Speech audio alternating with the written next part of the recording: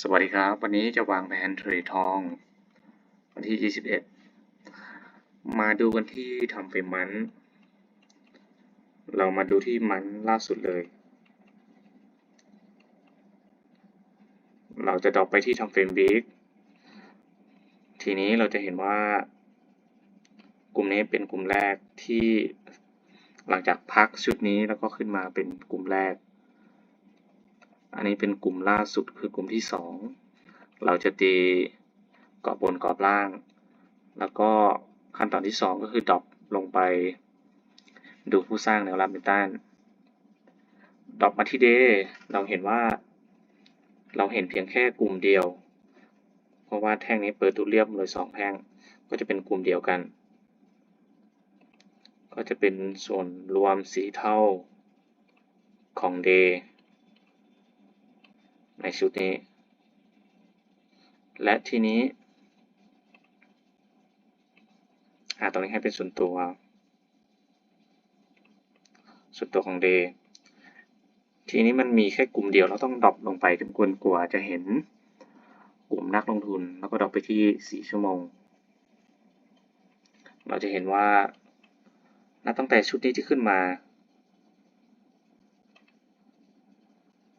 2แท่งนี้ก็คือเปิดตัวเรียบรวมเป็นแท่งเดียวกันก็ยังเป็นแท่งตัวแต่แท่งนี้ทำผลงานได้เปิดตัวเรียบแท่งนี้ขึ้นมาเราให้เป็นรวมของ4ชั่วโมงหลังจากมีแท่งนี้คอนเฟิร์มแล้วและแท่งนี้ก็เช่นเดียวกันส่วนโซนเราตีโซนนี้ที่เป็นโซนที่ราคาได้มาใช้โซนนี้แล้วก็ขึ้นไปซึ่งการลงมาของราคาชุดนี้ราคาได้ทำ A B แล้วก็ C แบบนี้แล้วทีนี้ราคาที่ขึ้นไปชุดนี้เนื่องจากแท่งนี้เป็นแท่งตัวและแท่งนี้2แท่งคือกลุ่มเดียวกันสามารถชนะเป็นรวมสีเทาแต่เนื่องจากมีแท่งมาคอนเฟิร์มเราก็จะให้เป็นแท่งเนี้ยเป็นแท่งรวมสีเขียวแล้วก็ตรงนี้เป็นส่วนตัวทีนี้เราได้2กลุ่มแล้วเราเห็นว่ากลุ่มนักลงทุนเนี่ยมันอยู่ในไทม์เฟรม4ชั่วโมงเราก็จะรอในรูปแบบก่อนหน้าเลยก็คือเราให้ราคาเนี่ยขึ้นไปให้จบแล้วก็ย่อลงมาเป็น A B C แล้วเราก็หาจังหวะการกลับตัวเพื่อที่จะบายขึ้นไปแบบนี้แล้วซึ่งโซนที่เราเห็นก็จะมีโซนนี้เราให้เป็นดีมานด์ของ4ชั่วโมงแต่เนื่องจากตรงนี้เนี่ยถ้าแท่งนี้สามารถขึ้นไปแล้วก็ปิดชนะแบบนี้ได้เราก็จะมองตรงนี้เนี่ยเป็นส่วนรวมใช่ไหมเราก็จะได้เป็นดีมานด์ในชุดนี้ด้วยแต่ตอนนี้เนี่ยเราจะได้ดีมานด์ในชุดนี้แล้วก็โซนที่เป็นสังเกตการณ์ก็จะมีตรงนี้ด้วยจะเป็น two back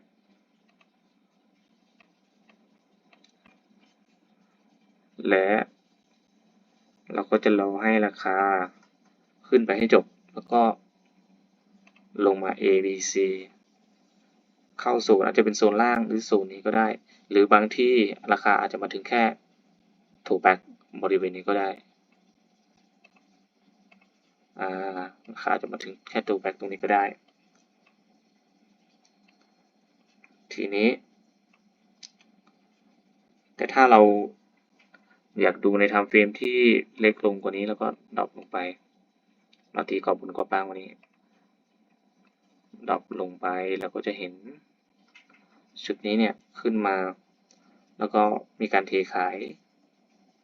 ชุดนี้ขึ้นไปสามารถชนะแท่งนี้ได้เป็นส่วนรวมสีเทาของ1ชั่วโมงสเต็ปเดิมก็คือตรงนี้เนี่ยเราก็จะดรอปลงไป M15 เนื่องจากตรงนี้เนี่ยเราเห็นจุดพักที่ไม่ชัดเจน WS15 แล้วก็จะเห็น A B C ลงมาแบบนี้และเมื่อราคาชนะหัว C และหัว B ตรงนี้ได้ราคาก็จะมีการย่อ A B C ชุดเล็กชุดนี้เราก็สามารถดรอปไปดูได้แบบนี้ A B C ลงมาเป็น A ขึ้น B ลง C หรือเราก็สามารถหาคอนเฟิร์มที่จะบายตรงนี้ไปได้แบบนี้หรือเราดูตรงนี้ก็ได้ราคาชนะคา C ซึ่งเป็นรวมเทาตรงนี้เป็นรวมเทาใช่ไหมแล้วก็เปิดบายขึ้นไปได้หรือจะคอนเฟิร์มข้างในก็ได้ A B C